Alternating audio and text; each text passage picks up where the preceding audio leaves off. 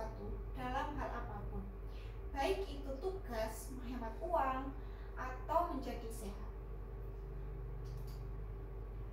Contohnya, teman-teman dikasih tugas kuliah oleh dosen, dan tugas itu harus dikumpulkan dalam waktu singkat dan harus diselesaikan.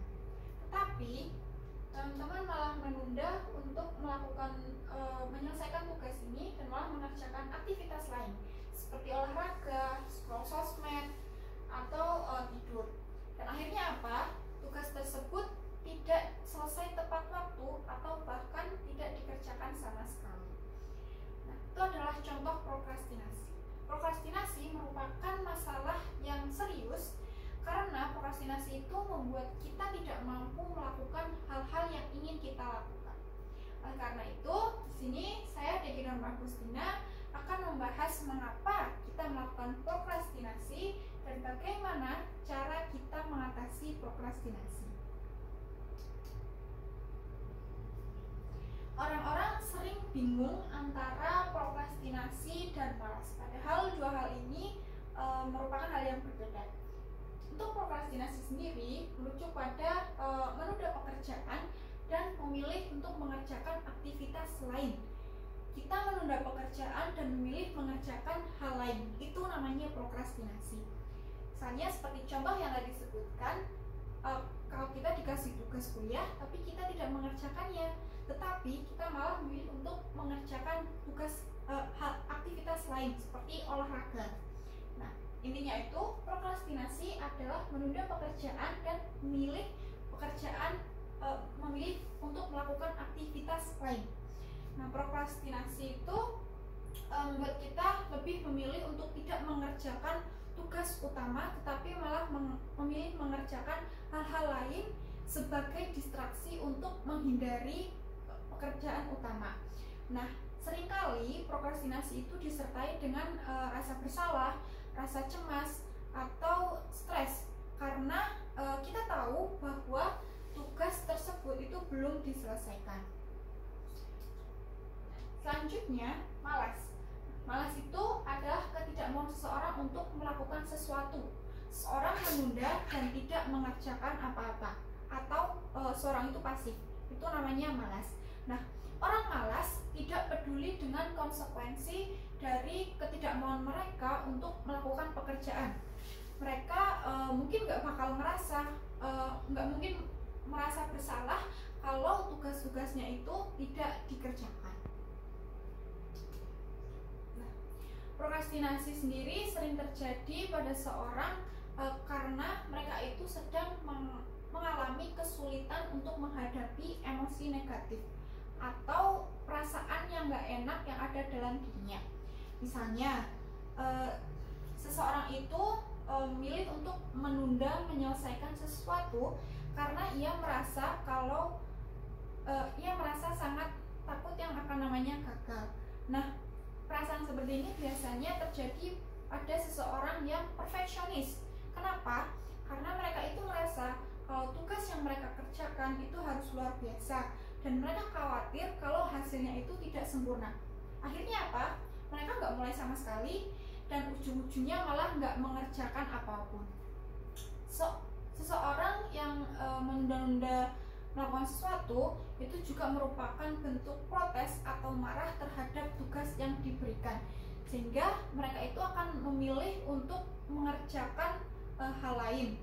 Nah, contohnya kita diberikan tugas, kemudian kita protes, tugas ini terlalu banyak, tugas ini terlalu kebangetan, atau tugas ini terlalu sulit. Nah, itu adalah prokrastinasi. Kita menunda pekerjaan dan mencari aktivitas lain sebagai distraksi. Prokrastinasi sendiri bukan merupakan penyakit, tapi lebih merujuk kepada keputusan yang kita buat. Nah, keputusannya itu berupa untuk melakukan, bukan untuk melakukan sekarang, tapi melakukannya nanti. Nah, ada 5 alasan yang paling sering muncul ketika kita menunda pekerjaan. Yang pertama, malas. Yang kedua, deadline masih lama. Lalu yang ketiga, nggak mood buat mengerjakan sekarang. Terus yang keempat, nggak punya kemampuan untuk menyelesaikannya. Dan yang terakhir adalah lagi nggak punya ide. Nah, kelima alasan ini kemudian berakhir pada keputusan dan pilihan sikap untuk menyelesaikan tugasnya itu nanti, do it later. Terus, apa sih akibatnya kalau kita menjadi seorang yang sering prokrastinasi? Nah, tugas-tugas yang tadi kita tunda itu akan menumpuk dan akan menjadi beban yang lebih berat bagi kita ke depannya. Nah, mau tidak mau kita harus mengerjakan tugas-tugas yang tertunda tadi dan mengerjakannya itu dekat-dekat dengan deadline. Nah, hal inilah yang bisa memicu seseorang lebih rentan stres atau frustasi. Nah, seorang yang frustasi biasanya itu lebih rentan menjadi pemarah atau bisa juga berkata kasar kepada orang lain. Nah, prokrastinasi juga bisa menghambat kemajuan kita dalam mencapai tujuan. Terus, gimana sih cara kita untuk stop prokrastinasi? Nah, yang pertama, kita perlu mencari tahu akar prokrastinasi. Coba tanya ke diri sendiri, mengapa saya menghindari untuk menyelesaikan tugas ini? Nah, kita perlu mengidentifikasi alasan-alasan di balik kebiasaan dan mengenali pola-pola yang menghambat kemajuan kita. Nah, setelah kita tahu apa saja akar prokrastinasi, kita bisa mencari strategi-strategi yang tepat untuk mengatasi kebiasaan buruk ini. Nah, yang pertama adalah membuat jadwal yang terperinci dan realistis. Kita bisa membuat jadwalnya itu harian atau mingguan. Nah, dalam jadwal ini kita bisa mencantumkan tugas-tugas apa saja yang harus diselesaikan dan juga alokasi waktu untuk menyelesaikannya. Nah, kalau kita sudah membuat jadwal yang jelas, kita bisa mengatur waktu kita dengan lebih efektif dan bisa menghindari penundaan yang tidak berguna atau tidak perlu. Nah, selanjutnya adalah memecah tugas-tugas besar menjadi bagian-bagian yang lebih kecil. Contohnya, ketika kita diberikan tugas dan tugasnya itu terasa sangat besar dan menakutkan, kita pasti akan cenderung menunda-nunda untuk menghindarinya. Nah, tetapi kalau kita memecah tugas-tugas itu menjadi bagian-bagian yang lebih kecil dan lebih terkelola, tugas tersebut pastinya akan terasa lebih mudah untuk ditangani. Nah, langkah memecah tugas ini bisa membantu kita menjadi seorang yang lebih terorganisir. Lalu selanjutnya, kita juga perlu belajar untuk mengelola distraksi yang ada di sekitar kita. Contohnya, saat bekerja, kita mungkin bisa mematikan ponsel dan menonaktifkan notifikasi dari media sosial selama kita bekerja. Nah, selain itu, kita juga bisa menemukan tempat yang tenang dan nyaman untuk kita berkonsentrasi tanpa adanya gangguan dari gangguan luar.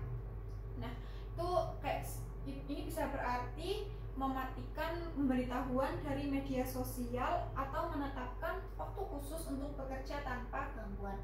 Nah, kalau lingkungan belajar dan kerja yang bebas dari gangguan sudah tercipta, kita bisa meningkatkan fokus dan produktivitas kita. Selanjutnya adalah mencari dukungan dari orang-orang terdekat kita.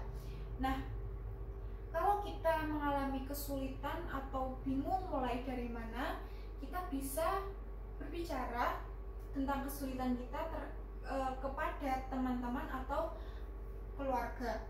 Nah, dari hal ini kita bisa mendapatkan dukungan moral dan motivasi tambahan. Selain itu, kita juga bisa belajar dari pengalaman orang lain yang telah bisa mengatasi prokrastinasi dan mereka itu meraih kesuksesan. Dan yang terakhir adalah konsisten. Tetaplah konsisten dan tekun dalam upaya untuk mengatasi yang namanya prokrastinasi. seperti yang kita tahu, mengurangi kebiasaan prokrastinasi memang bukan hal yang mudah.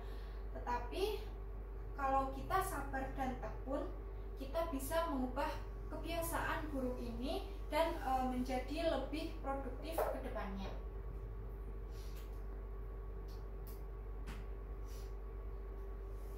Prokrastinasi adalah hal yang umum terjadi, tetapi bukan berarti kita harus menerima prokrastinasi itu begitu saja. Nah, kita itu punya kekuatan untuk mengubahnya. Sehingga mari kita bersama-sama melawan prokrastinasi dan menyongsong masa depan menjadi lebih produktif dan penuh prestasi. Sekian, terima kasih.